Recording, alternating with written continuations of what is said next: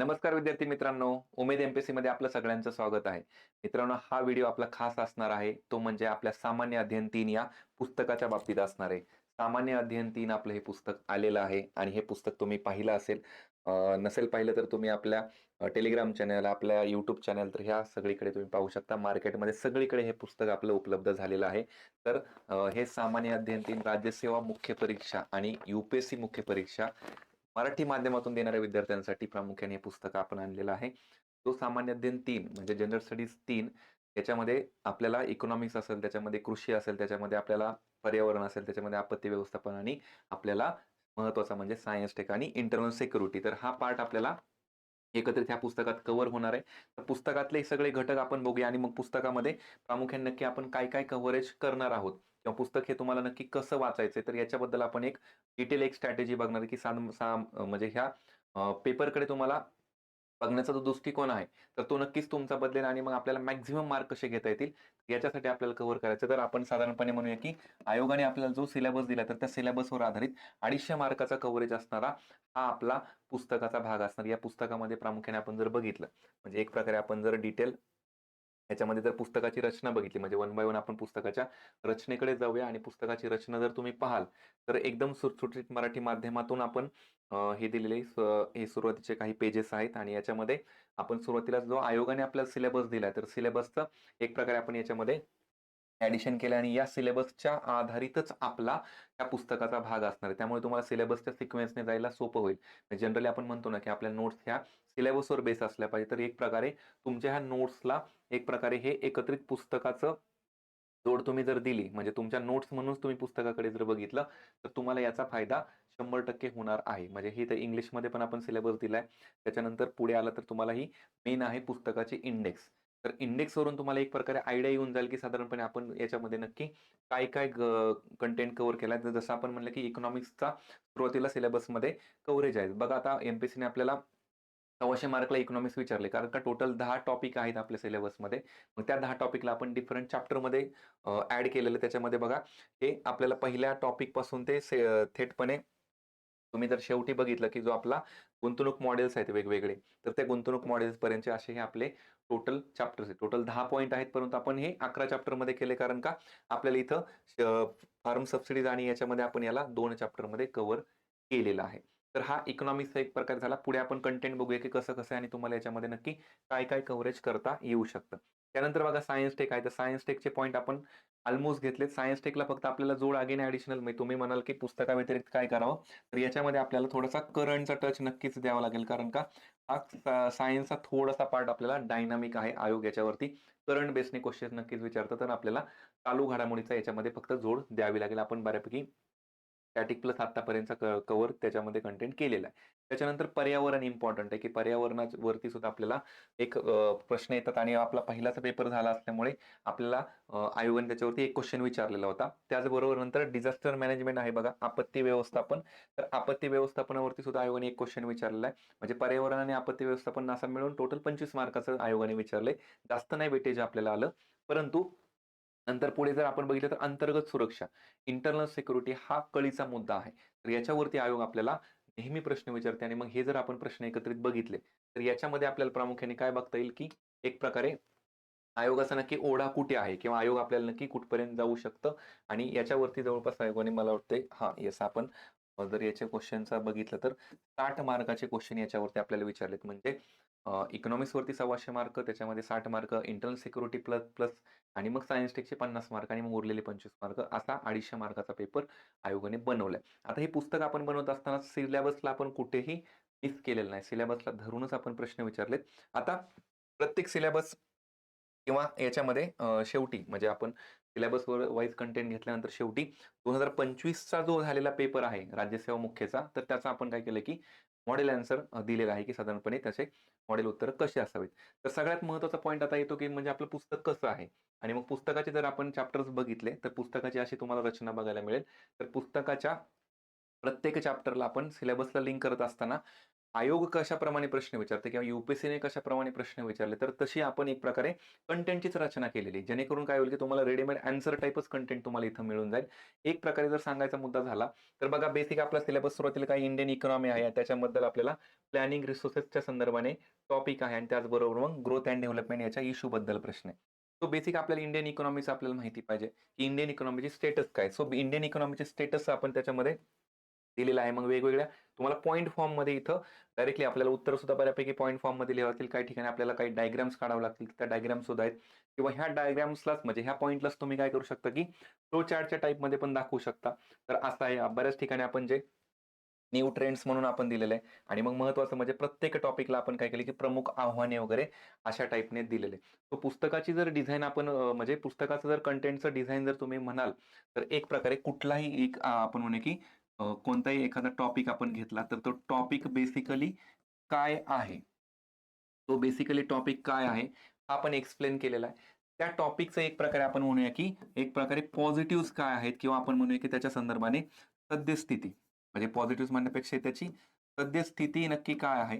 आणि मग त्या सद्यस्थितीवर आधारित सुद्धा त्या टॉपिकचं आपण जर म्हणलं, तर एक प्रकारे आपल्याला त्याचं एक प्रकारे म्हणूया, की इम्पोर्टन्स नक्की काय आहे? आपल्याला ते इम्पोर्टन्स आपण एक प्रकारे घेतलेले. त्याच्यानंतर त्या टॉपिकमध्ये येणाऱ्या नक्की समस्या काय आहेत? किंवा एक प्रकारे आपण त्याला म्हणूया, की समस्या प्लस आपण त्याला म्हणूया, की आव्हाने नक्की काय आहेत? तर या टाइपने आपण काय केलं, की मेजॉरिटी टॉपिक्स आपलं डिझाइन केले. म्हणजे मग सिलेबसच्या पॉइंट 1 पासून ते शेवटपर्यंत आपण असं डिझाइन केलंय. त्याचबरोबर मग ही आव्हाने सोडवण्यासाठी प्रामुख्याने उपाय योजना नक्की काय आहेत? म्हणजे एक प्रकारे सरकार काय करत असतं वेगवेगळ्या उपाययोजना राबवत असतं. मग ह्या उपाययोजना काय आहेत? तर अशा पद्धतीने आपण याला डिव्हाईड केलंय आणि नंतर शेवटी मग आपण याच्यामध्ये ॲडिशन काय केलं, की महत्त्वाचं म्हणजे त्याला आपण वे फॉरवर्ड जो म्हणतो, की वे फॉरवर्ड काय असला पाहिजे त्याचा किंवा आपण एक प्रकारे म्हणतो, की पुढे जाण्याचा मार्ग काय असला पाहिजे, तर तो एक प्रकारे दिलाय. म्हणजे उत्तर लेखनामध्ये सुद्धा आपल्याला हे अपेक्षित असतं. तर त्या टाइपचीच पुस्तकाची आपल्याला रचना बघायला मिळते. म्हणजे तुम्ही पुस्तक एकदा चाळून जरी बघितलं, तर तुम्हाला त्याच्यामध्ये आयडिया येईल. जसं की आता आव्हाने आपण इथं दिलेलं आहे. त्याचबरोबर आपण एखादी संकल्पना काय आहे त्याच्यामध्ये.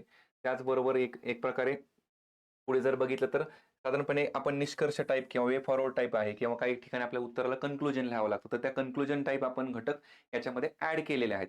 त्याचबरोबर आपण जर बघितलं, तर काही ठिकाणी आपल्याला असे टेबल्स बघायला मिळतील किंवा एखादी गोष्ट का महत्त्वाची आहे. तर अशा टाइपचं आपण हायलाइट्स करून दिलेले किंवा आपण आता रँडम डायरेक्टली काय करूया, की एखाद्या पुढच्या टॉपिकमध्ये जाऊया, म्हणजे आपल्याला त्याची आयडिया येईल. आता बघा, हा टॉपिक कोणताही आपण घेऊ त्यामध्ये. आता बघा ह्या एम-एस-पीच्या संदर्भाने. आता एम-एस-पीच्या संदर्भाने जर आपण टॉपिक बघितला, तर सिलेबसमध्ये आपल्याला एम-एस-पीचं खूप महत्त्व दिलेलं आहे. आता बघा एम-एस-पी बद्दल आपण थेटपणे काय म्हणलं, की आयोगाने सिलेबसमध्ये दिला आहे आपल्याला. सिलेबस जर आपण आयोगाचा बघितला, बघा इथं लक्ष द्या, की इथं बघा, या पॉइंटमध्ये आपल्याला आयोगाने इथं काय म्हणलेलं एम-एस-पीमध्ये तर इश्यूज रिलेटेड टू डायरेक्ट आणि इनडायरेक्ट फार्म सबसिडीज आणि त्याच्यामध्ये मग minimum support price. Minimum support price याच्याबद्दल आपल्याला इथं विचारलेलं आहे आणि त्याचबरोबर आपल्याला मग त्याच्यानंतर पी बद्दल विचारलंय. म्हणजे सगळ्यात महत्त्वाचं की आपल्याला फार्म सबसिडीज बाबत विचारले आणि मग एम-एस-पी हा पॉइंट दिला. सर एम-एस-पी आपल्याला जर हा पॉइंट दिलेला आहे, तर मग आपल्याला त्याच्यावरती लिहिणं अपेक्षित आहे आणि मग त्याच्यावरती काय लिहिणं अपेक्षित आहे? मग आपण जर सिलेबसमध्ये ते मेन्शन आहे. तर मग एक प्रकारे तो पॉइंट काय हे महत्त्वाचं आहे. मग ती एम-एस-पी कशी ठरवली जाते? आपल्याला माहिती आहे की एम-एस-पी शासन जाहीर करतं, पेरणीच्या आधी जाहीर करतं, सीझनच्या आधी करतं, हे सगळ्या गोष्टी मान्य आहेत. पण मग प्रामुख्याने ती एम-एस-पी कशी ठरवली जाते? त्याचबरोबर त्याच्या मागची जी यंत्रणा आहे किंवा ते किमतीचं सूत्र नक्की कसं आहे? ह्या गोष्टी आपण त्याच्यात दिल्या तुम्हाला त्या बुकमधून इझिली समजतील. याच्या बेस आपले लेक्चर्स पण आहेत, आपली जी-एस-3ची बॅच पण आहे. तुम्हाला जर वाटलं की पुस्तकाच्या व्यतिरिक्त तुम्हाला आन्सर रायटिंग प्रॅक्टिस वगैरे करायची, आन्सर रायटिंग प्रॅक्टिस आपण प्रत्येक टॉपिक नंतर घेतो. तुमची उत्तरं चेक करून आपण देतो. तर तुम्हाला त्यावरती फीडबॅक पण देतो आणि त्यामध्ये आपण लेक्चर्समध्ये चालू घडामोडीच्या काही गोष्टी सुद्धा ॲड करत असतो. पण पुस्तकामधलं जर कंटेंट म्हटलं तर अगेन एम-एस-पीमध्ये समजा इथं कुठली पिकं आहेत, एम-एस-पीचं एक प्रकारे महत्त्व काय? म्हणजे एम-एस-पी काय इम्पोर्टंट आहे? याच्यामध्ये आपल्याला उद्दिष्ट बेसिकली काय आहेत? एम-एस-पीची उद्दिष्ट आपण याच्यामध्ये घेतलेत. त्याचबरोबर म्हणजे प्रत्येक पॉइंटचं आपल्याला इम्पोर्टन्स काय किंवा त्याचं महत्त्व काय किंवा त्याच्याबद्दल नक्की कुठल्या-कुठल्या गोष्टीत किंवा एम-एस-पीला एक प्रकारे कायदेशीर दर्जा दिला पाहिजे का? किंवा नक्की अजून काय त्याच्याबद्दलच्या तरतुदी आहेत? तर या संदर्भाने आपण घेतलेलं आहे. हे झालं इकॉनॉमिक्सचं. आपण जर समजा पुढच्या टॉपिकमध्ये गेलो आता समजा आपण पुढे आलो की सायन्स टेक बद्दलचं. सायन्स टेक बद्दलचं काय की समजा आता गगनयान मिशन आहे. मग गगनयान मिशन बेसिकली काय? त्याचे उद्दिष्ट काय आहेत नक्की? किंवा मग त्याचं इम्पोर्टन्स काय? तर या बाबतीतले आपल्याला क्वेशन विचारले जाऊ शकतात किंवा त्याचा मग नक्की सामाजिक आर्थिक परिणाम कसे होतात? इव्हन आपण ते इकॉनॉमिक्समध्ये पण म्हणलं म्हणजे हे जे आपण या टॉपिक बद्दल जिथं बोलतो, की हे या टॉपिक बद्दल आपण जेव्हा चर्चा करू, इम्पोर्टन्स जे आहे तर ते इम्पोर्टन्स मल्टिपल अँगलने बघतो आपण. सोशिओ इकॉनॉमिक नक्की काय त्याचा इम्पोर्टन्स आहे. त्याचा एक प्रकारे आपण म्हणूया की ओव्हरऑल एन्व्हायर्नमेंटवरती काय परिणाम होतोय किंवा एक प्रकारे राजकीय व्यवस्थेवरती काय परिणाम होतोय, जागतिक लेव्हलवरती काय परिणाम होतोय, या दृष्टीने सुद्धा आपण कंटेंटमध्ये कव्हरेज केलेलं आहे. त्याचबरोबर आपण जर हे जर सायन्स टेकच्या बाबतीत तुम्ही एन्व्हायर्नमेंटमध्ये बघाल, त्याच्यामध्ये आपल्याला इंटरनल सिक्युरिटीमध्ये बघाल, आपण काही ठिकाणी काय केलंत की डायग्राम्स वगैरे ॲड केल्यात आपण. मेन परत आपण पुस्तकाच्या रचनेमध्ये काय केले, की बेसिकली प्रत्येक टॉपिकच्या सुरुवातीला यू-पी-एस-सीने विचारलेल्या प्रश्नांवरती आपण एक प्रकारे त्याचं सॉर्ट आउट केलं किंवा त्याचं लिस्टिंग केलेलं एक प्रकारे, की टॉपिक वाईज. म्हणजे यू-पी-एस-सीने वेगवेगळ्या वर्षी जे प्रश्न विचारले, त्या टॉपिक रिलेटेड जे प्रश्न असतील, तर ते आपण एक प्रकारे रेफरन्स म्हणून चॅप्टरच्या सुरुवातीला दिले आणि हे सगळीकडे इकॉनॉमिक्समध्ये, सायन्स टेकमध्ये, एन्व्हायर्नमेंट, डिझास्टर मॅनेजमेंट आणि सिक्युरिटीमध्ये प्रत्येक ठिकाणी आपण सुरुवातीला क्वेशन दिले. तर ह्या क्वेशनचा फायदा काय होतो? पुस्तक वाचत असताना आपल्याला ते क्वेशन जर आपण वाचले समजा, की describe the various causes and effects of landslide. भूस्खलनाचे एक प्रकारे नक्की कॉजेस काय आहेत किंवा एक प्रकारे त्याची कारणं वगैरे इफेक्ट्स काय होतात आणि मग एक प्रकारे आपल्याला कुठले घटक आहेत जे त्याच्यामध्ये जोखीम व्यवस्थापनासाठी धोरणातले महत्त्वाचे आहेत. तो हे प्रश्न वाचल्यामुळे काय होणार, की आपल्याला अंदाज येणार, की ह्या टॉपिकमध्ये साधारणपणे आयोग कसे प्रश्न विचारू शकतात आणि मग ते प्रश्न आपण ते कव्हरेज दिलेलं आहे. त्यामुळे प्रत्येक प्रश्न जर तुम्ही बारकाईने बघितलं तर तुम्हाला त्याच्यामध्ये थेटपणे उत्तराच्या बाबतीत आहे. हे सेम जर तुम्ही बघितलं तर अंतर्गत सुरक्षा आणि अंतर्गत सुरक्षेच्या संदर्भाने सुद्धा आपण काय केलं, की सुरुवातीला याच्यामधले क्वेशन्स यू-पी-एस-सीचे सिलेबस वाईज आपण याच्यामध्ये दिलेले आहेत. तर हे प्रायोरिटीने आपल्याला जर आपण हे प्रश्न वाचले, तर मग आपल्याला परत लगेच काय कळतं, की या टॉपिकमध्ये नक्की आपल्याला काय-काय करायचं आहे. तो तुम्हाला महत्त्वाचं ह्या पुस्तकामधून अजून कुठल्या गोष्टी ॲडिशन मिळतील. तर एक प्रकारे तुम्हाला वेगवेगळ्या डायग्राम, फ्लो चार्ट्स मिळतील. तुम्हाला एक प्रकारे क्वेशनचा अंदाज येणार आहे. तुम्हाला मेन म्हणजे नोट्सचा रेफरन्स ह्याच्या माध्यमातून मिळणार आहे, की तुम्हाला वेगळ्या कुठल्याही नोट्स विशेष करायची गरज नाही. थोडाफार करंटचा बेस सोडला तर बाकी वेगळं तुम्हाला सर्व काही आपण असं डिटेल इव्हन काही ठिकाणी तुम्हाला इंग्लिशमधले फ्लो चार्ट सुद्धा दिलेत, की जे प्रॉपर कंटेंटचा भाग आहे म्हणून तुम्हाला ते मराठीमध्ये इझिली करता येऊ शकतात. त्याचबरोबर आपण बऱ्याच ठिकाणी अ, याच्यामध्ये जर बघितलं तर पॉइंट फॉर्ममध्येच दिलेत किंवा एक प्रकारे आपल्याला जे काही आपण म्हणूया की समजा आता डिझास्टर मॅनेजमेंटचे एक प्रकारे सेंदाई फ्रेमवर्क वगैरे, तर त्याच्यामध्ये मग प्रामुख्याने कसे फेजेस असले पाहिजेत किंवा कसं त्याचं सायकल आहे. तर ह्या गोष्टी आपण त्याच्यामध्ये दिल्यात. इव्हन तुम्ही इंटरनल सिक्युरिटीमध्ये जर जाल, तर इंटरनल सिक्युरिटीमध्ये आपल्याला भारताच्या मॅपच्या संदर्भाने इव्हन काही ठिकाणी महत्त्वाचं म्हणजे की महाराष्ट्राचा रेफरन्स आहे. म्हणजे हा सांगायचा इम्पोर्टंट पॉइंट आहे की आपल्याला आयोगाने सिलेबसमध्ये महाराष्ट्र संदर्भ हा टॉपिक दिलाय आणि मग जर महाराष्ट्र संदर्भ टॉपिक दिलाय, पुन्हा एकदा आपण सिलेबसकडे जाऊ आणि सिलेबसमध्ये जर आपण बघितलं, तर आयोग आपल्याला नक्की काय म्हणतोय, तर इथे बघा यामध्ये, की महाराष्ट्राच्या काही भारांशासह आपल्याला इथं म्हटलेलं आहे. तो महाराष्ट्राचा जर काही भारांश असेल, महाराष्ट्राचा जर काही संदर्भ असेल, तर तो मग प्रत्येक टॉपिकला येणार आहे आणि आयोगाने 25च्या मेन्स एक्झाममध्ये विचारलंय का आपल्याला? तर 25च्या मेन्समध्ये आपल्याला ऑलरेडी आयोगाने विचारलंय, की मग नक्की महाराष्ट्राच्या संदर्भाने आपल्याला कंटेंट दिलाय. मग तो जर कंटेंट दिलाय किंवा विचारलाय, तर आपल्याला सिक्युरिटीमध्ये असू द्या, इकॉनॉमिक्समध्ये असू द्या, आपल्याला इव्हन सायन्स टेकमध्ये असू द्या, प्रश्न आपल्याला त्या संदर्भाने येऊ शकतो. सो आपण बऱ्यापैकी कंटेंट कुठे दिलाय? तर महाराष्ट्राच्या संदर्भाने इथं दिलेला आहे. सो ह्या गोष्टीसुद्धा आपल्याला एक प्रकारे बघता येतील. तुम्हाला याची एक प्रकारे जी सॅम्पल कॉपी आहे, तर ते आपल्या उमेद एम-पी-एस-सीच्या टेलिग्राम चॅनेलवरती मिळून जाईल. तुम्ही तिथे पाहू शकता. आपल्या YouTube चॅनेलवरती आपण अजून एक काही कंटेंटचे व्हिडिओ बनवलेले आहेत किंवा तुम्ही सॅम्पल व्हिडिओ, डेमो लेक्चर्स पण त्याच्यामध्ये बघू शकता.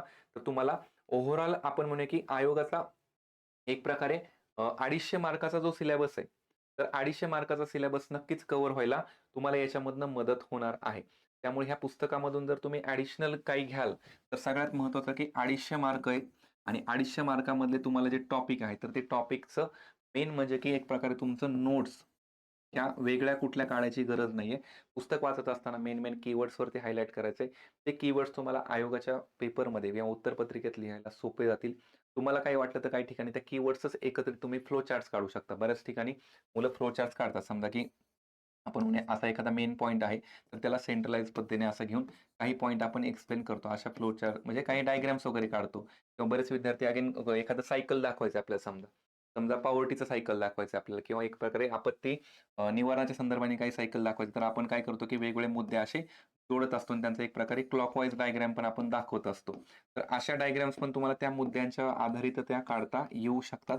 असे टप्पे तुम्ही त्याच्यामध्ये ते दाखवू शकता. सो अशा वेगवेगळ्या डायग्राम तुम्हाला काढायला पुस्तकात दिलेले पॉइंट महत्वाचे आहेत. अगेन पुस्तकामध्ये आपण काय केलेलं आहे, की बऱ्याच ठिकाणी मराठी शब्दाला सुद्धा आपण कॉम्प्लिमेंटरी इंग्लिश शब्द ब्रॅकेटमध्ये दिला, जेणेकरून तुम्हाला तो मराठी शब्द जर नाही समजला लवकर, तर इंग्लिश शब्दावरून सुद्धा तुम्हाला आयडिया येऊन जाईल. त्यामुळे उत्तर लेखनासाठी पुस्तक आपलं परिपूर्ण आहे. तुम्हाला अगेन आवश्यकता काय वाटत असेल, तर यू-पी-एस-सीच्या प्रश्नाच्या संदर्भाने व्हॅल्यू एडिशन अजून जर एक्स्ट्रा थोडंफार केलं तर चालेल. परंतु सुरुवातीच्या काळात किंवा ह्या पहिल्या 2-3 मेन्स एक्झाम तरी आपल्याला आयोग काही खूप डीपमध्ये जात नाही किंवा आयोग आपल्याला चांगल्यापैकी हे कंटेंट विचारलं, तर हे कंटेंट तुम्हाला 100% उपयुक्त ठरेल. त्यामुळे ह्या पुस्तकाची तुम्हाला एक प्रकारे परीक्षेमध्ये नक्कीच मदत होईल, याच्याबद्दल कुठलीही शंका नाही. पुस्तकाबद्दलच्या तुमच्या प्रतिक्रिया नक्की कळवा. पुस्तक तुम्हाला ऑर्डर करण्यासाठी बाकी डिटेल्स वगैरे तुम्हाला त्या कमेंट बॉक्समध्ये किंवा डिस्क्रिप्शन बॉक्समध्ये मिळून जातील. सगळ्यात महत्त्वाचं, की हे पुस्तक तुम्हाला परीक्षेमध्ये वन स्टॉप सोल्युशन म्हणून नक्कीच काम करेल. पुस्तकाबद्दलच्या प्रतिक्रिया कळवायला विसरू नका आणि अजून काही कुठल्या शंका असतील, अजून कुठल्या अडचणी असतील, तर नक्की विचारा. तुम्ही आन्सर रायटिंग करत असाल, तुम्ही उत्तर लिहीत असाल, तर मला नक्की पाठवायला म्हणजे विसरू नका. मी तुम्हाला ते चेक करून देईल. तुम्ही मराठी मीडियममध्ये असा किंवा इंग्लिश मीडियममध्ये, मोस्टली आपलं हे पुस्तक मराठी माध्यमासाठी, मराठी माध्यमातल्या विद्यार्थ्यांना तयारी करण्यासाठी आहे. त्यामुळे हे तुम्हाला नक्कीच उपयुक्त ठरेल, यात कोणतीच शंका नाहीये. तर चालेल, आपण तूर्तास थांबूया. भेटूया पुढच्या व्हिडिओमध्ये. धन्यवाद.